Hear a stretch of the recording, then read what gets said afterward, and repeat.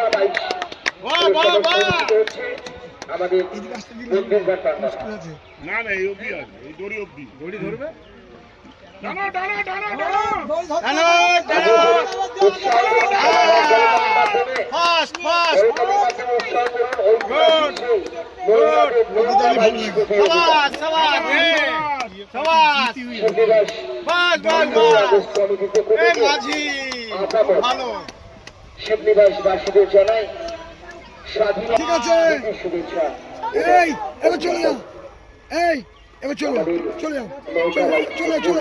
আমরা সকালবেলায় প্রতি বছর ঝুমুর নাচ, বৃদ্ধাদের পদযাত্রা, জাতীয় পতাকা সহ আমরা ট্যাবলো সহকারে রাস্তা পরিবহন করি গ্রামে।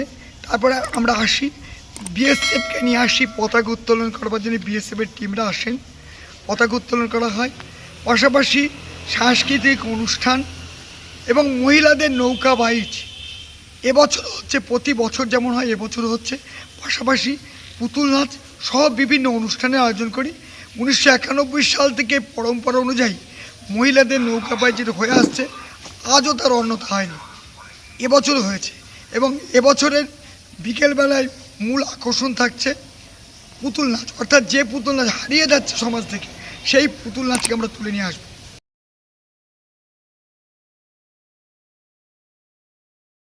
যদি এখনও আমাদের খবরের দর্পণ চ্যানেলটি সাবস্ক্রাইব না করে থাকেন তাহলে এখনই সাবস্ক্রাইব করুন, সঙ্গে বেল বাটনটি ক্লিক করুন আর পেয়ে যান সব খবরের দ্রুত ভিডিও আপডেট।